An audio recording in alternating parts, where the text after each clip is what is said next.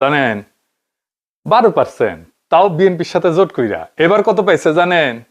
মানে সব আসন মিলা, জামাত এবং এনসিপি মিলা 35%। 1991 খালেদা জিয়া 31% ভোট পেয়ে সরকার গঠন করেছিল। 96 সালে হাসিনা 37% ভোট পেয়ে সরকার গঠন করেছিল। আর 2001 সালে বিএনপি 40% ভোট পেয়ে সরকার গঠন করেছিল। 35% ভোট কি কম? তাইলে কি পরিমাণে ভোট পাইছে জামাত এনসিপি চিন্তা করছেন? এই পরিমাণ মানে 35% ভোট মানে বিশাল ভোট। একটা দেশের 35% লোক যেই দলকে বা জোটকে ভোট দেয় তারা সরকার গঠনের উপযুক্ত দল।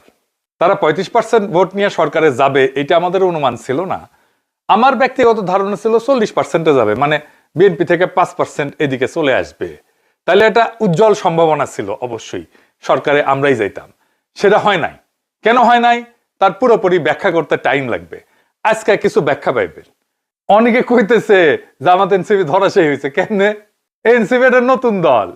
জামাত 12% থেকে গেছে 32%-এ। ধরাশায়ী কেমনে হয়? আচ্ছা, বিএনপি কত পার্সেন্ট ভোট পেয়েছে জানেন?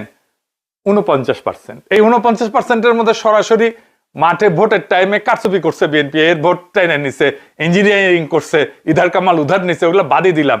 পোলিং এজেন্ট তারাই দিছে, সিল মারছে, ভোটারদের ভয় দেখে আসতে দেয় না, আমি বাদই দিলাম। আর্মি ব্যবস্থা নিচ্ছে কইবেন, কিন্তু ওই 99% ভালোর মতো আর কি।